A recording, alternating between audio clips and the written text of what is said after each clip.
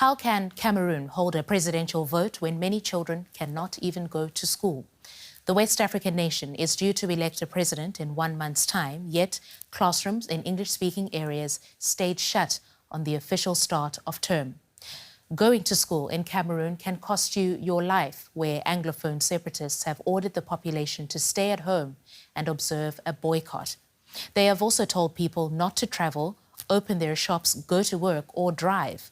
This total lockdown is nothing new. Every year, armed separatists exert extra pressure at the start of the new school year. And since 2017, they forced the closure of English and French language schools and kept hundreds of thousands of children out of education. They have also injured, abducted and killed students and teachers. DW correspondent Blaise Eyong reports from the region, where he met one young woman who barely escaped with her life. Emanuela had been attending a school parade last year when the blast went off. It was an improvised explosive device. Now, she's lost both her legs. She was just 17 years old.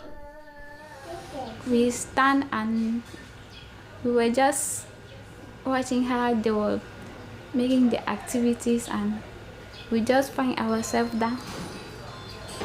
They took me to the hospital. After that they have washed my wound before I know that something happened to me. How did you feel? I was feeling too much pain. I was very sad. I was crying. Now my own is finished because I cannot walk again. The atrocity happened in Cambe, in the English-speaking part of the country, during the celebrations for the National Youth Day, the anniversary of the 1961 referendum when Anglophone areas voted to join French-speaking Cameroon. The separatists regularly impose boycotts of school and public life. Anyone who defies their orders can become a target. When I heard the news of the attack, it was very difficult for me. I didn't even know if I would have the strength to get to the hospital. When I arrived, I fainted and didn't know where I was. I arrived at the hospital and saw my daughter's amputated legs. I fell down and collapsed. Despite her suffering, Emanuela is determined to return to the classroom. She will be attending school this year and says she wants to fulfill her dream of becoming a doctor. The deteriorating security situation has forced many students to flee to safer areas like the regional capital, Buea.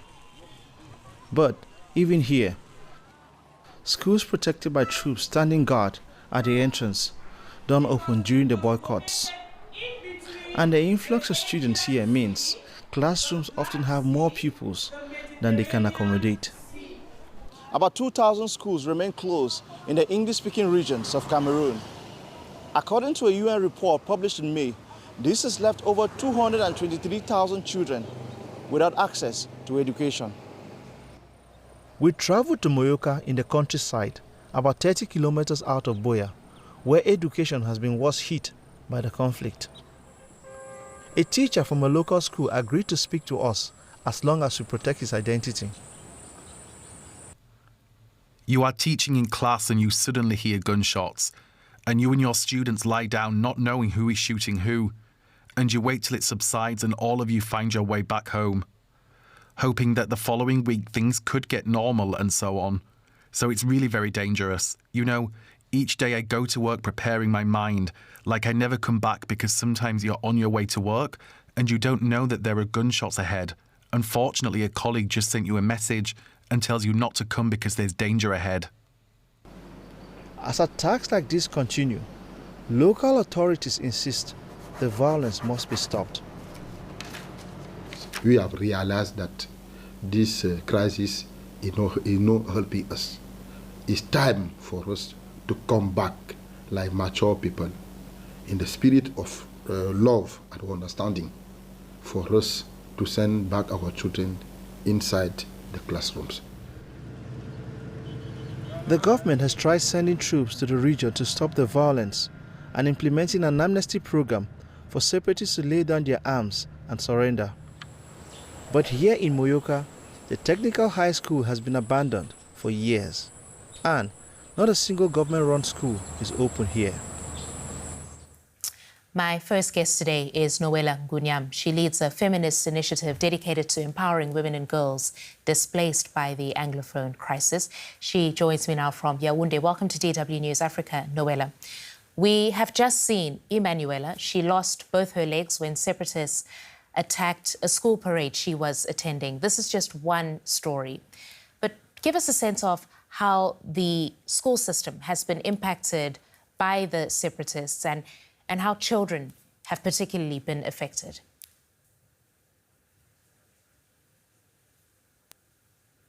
Thank you, Christine. The effect of the anglophone crisis and the separatist attacks on children has been overwhelming, for lack of a better term.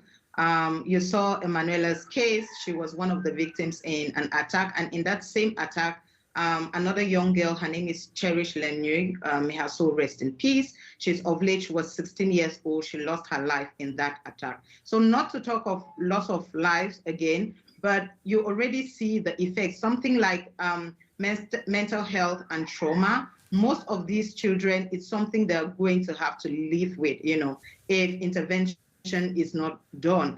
Things like post-traumatic stress disorder, anxiety, depression, these are things that could even follow them into adulthood and bring about long-term effects.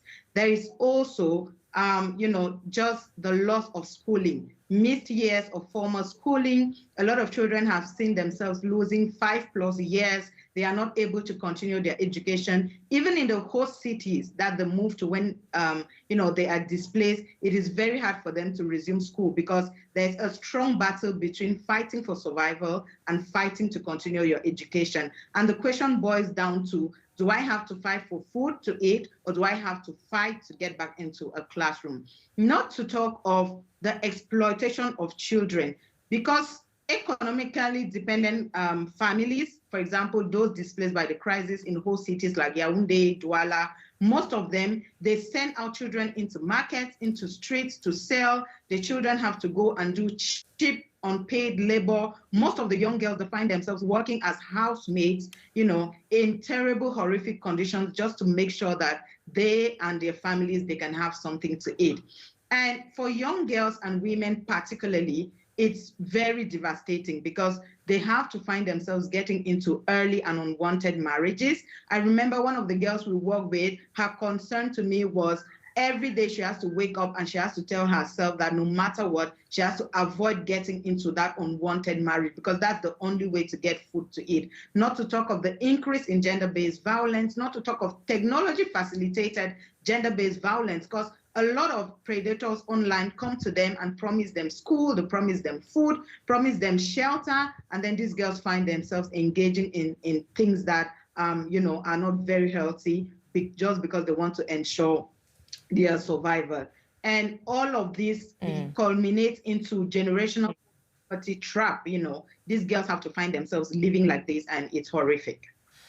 Right, and we're hearing that nearly 500,000 children are out of school because of the threat of violence, and you sort of alluded to the situation that many of them are now in. But help us understand, why do the separatists target schools? When the school attack started in 2017, I believe that it was sort of a political strategy. It was sort of a way to get political leverage on the regime. For them, what I believe is happening is they think that when they attack schools, it's going to force the regime's hand to want to get into negotiations with them or sit at the table. But unfortunately, we are way past that now. No negotiation is happening, and yet schools continue being attacked. And it's also a way of strategically controlling the communities, with intimidation and fear. Because the moment that they say, because also I think sometimes they also view schools as a way of, it's a tool of the regime. So they do their best to avoid the children going there. And so communities that try to enforce that, parents, teachers that try to continue going to school, they get targeted. And it's a very, a very straightforward way to say, okay, if you see that children, for example, like in Manuela, they were targeted because they were at a school event or National Youth Day, then you don't want to go to school. So there's that intimidation and that fear around using schools as a weapon of war in the Anglophone crisis. And as I said, introducing you, you lead this feminist initiative that's dedicating to empowering women and girls. So tell us a little bit about the work that you're doing at Girls Her Rising to help women and girls who have been displaced by the Anglophone crisis. At Girls Are Rising, we're exclusively focused on displaced girls and young women from the crisis, because we noticed that the moment they leave the crisis regions and then they come into host cities, like I said again, Yaoundé, Douala, which are the biggest cities that welcome the highest number of displaced persons, there's a lot of struggle between, their daily lives, just making it work, having shelter, and then going to school. So at Girls Are Rising, we offer scholarships to displaced girls and young women so they can resume secondary school, university, and also we offer vocational training support to those interested in learning a skill or a trade to become economically independent. We also do a lot of advocacy work around period poverty and menstrual hygiene management, because it is one of the main struggles these women face and these young girls when they come into these communities. I bet you just one sanitary pad for a girl in school, you would be doing her a great deal of good, because the lack and the effect of the lack of it is crazy. And we also do a lot of leadership training, because we want to continue to tell these young girls that your potential is not lost, and conflict shouldn't be taking away women and girls' potentials. We give them agency to tell their stories, to highlight the things that they are going through, and to advocate for their rights, even in crisis. And what kind of support then, Noella, would you like to have in the work that you're doing on the ground for these women and girls? Yes. Before talking about women and girls, just in terms of the Anglophone crisis in general, we need international media and we need the global community to recognize, to acknowledge, and to stop ignoring the Anglophone crisis. Because just like what is happening, in Afghanistan with young girls, in Gaza, Palestine, in Cameroon too, even though it is sort of a minority compared to the global crisis in these countries, there is a lot going on, and it is not it is for that reason that the Norwegian Refugee Council named Cameroon's humanitarian crisis the world's most neglected crisis in 2024. Now, in terms of what women and girls need, first of all, we need support for education. International organizations and humanitarian organizations, enabling education access for women and girls. We need you to start looking deeply into these girls and young women displaced by the Anglophone crisis. We need humanitarian response in Cameroon to be centered around displaced girls, and young women's voices, and also those directly affected by the crisis. Because most of the time, the humanitarian response, it is not tailored to their needs. It is very important that we start having all of that advocacy. We need to start amplifying the voices of these young women and girls affected by the Anglophone crisis. All right, that's Noella Ngunyam talking to us from Yaoundé. We appreciate your insights. Noella, thank you very much. Thank you, Christine.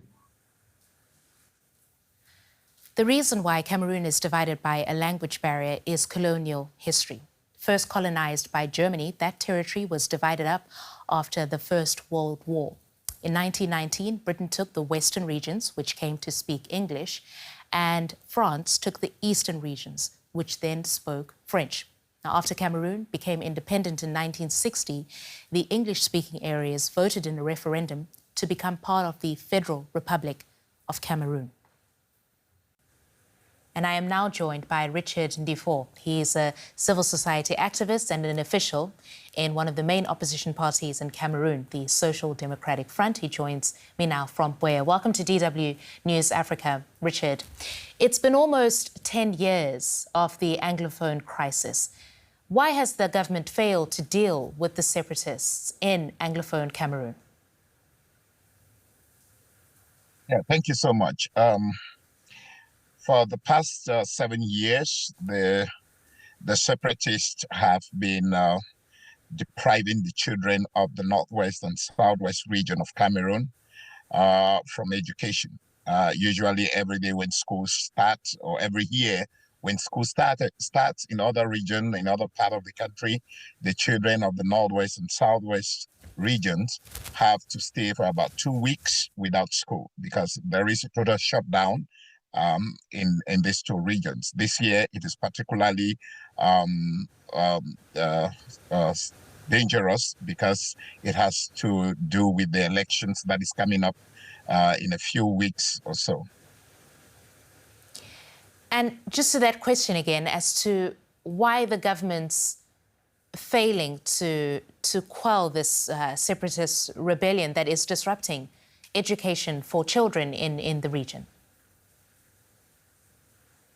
Yeah, the government has been very adamant to address this situation.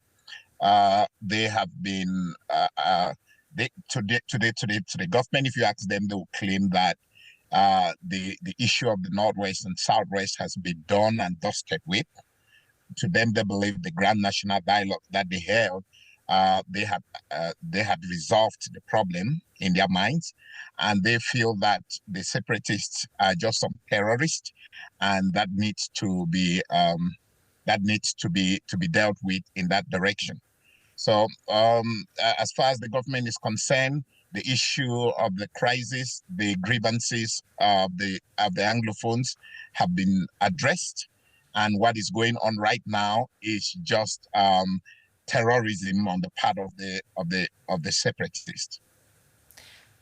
And to that point, Richard, the government is relying on a military operation to deal with the separatists. As you say, it's taken the position not to negotiate with the separatists who have been designated as terrorists. But is it time to think about a different approach? Yes, of course. The SDF, the Social Democratic Front, think that this problem is, first of all, a political problem and has to be dealt with politically and not to be dealt with militarily like the government is trying to do. So that's why the SDF believes that, first of all, they need to create a conducive environment for dialogue to take place. And that will mean that there should be an end to the violence in the Northwest and Southwest region. And to achieve that, amnesty needs to be granted to the non-violent prisoners, political prisoners who are linked to the crisis. There are a lot of them who are behind bars. And so the SDF feel that they should release all of them first, and then they should create an environment where it will be conducive for both sides to cease violence, and then they can sit on the table to negotiate for or try to address the grievances of the people of the Northwest and Southwest regions. Right. Have you made efforts as leading political figures in Anglophone Cameroon to help the government deal with these separatists who are essentially waging a war on children in the region who are deprived of education? Some have lost their lives. Yeah, we have made several efforts.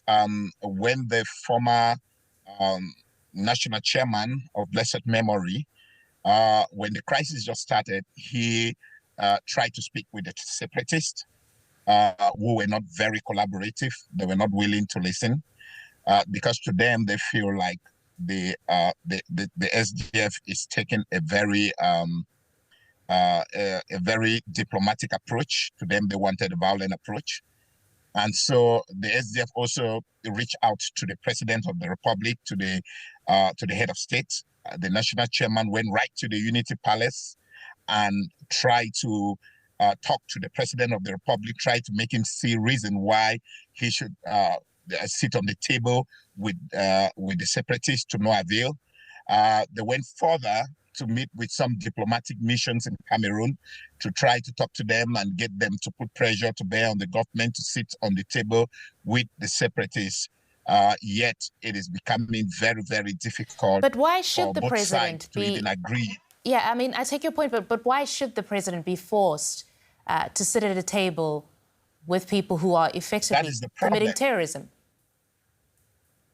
Yeah, that's the problem. The problem here is that the government is not even recognizing. You will understand that before the problem even escalated in 2016, that was because the government refused to even recognize that there was a problem to begin with.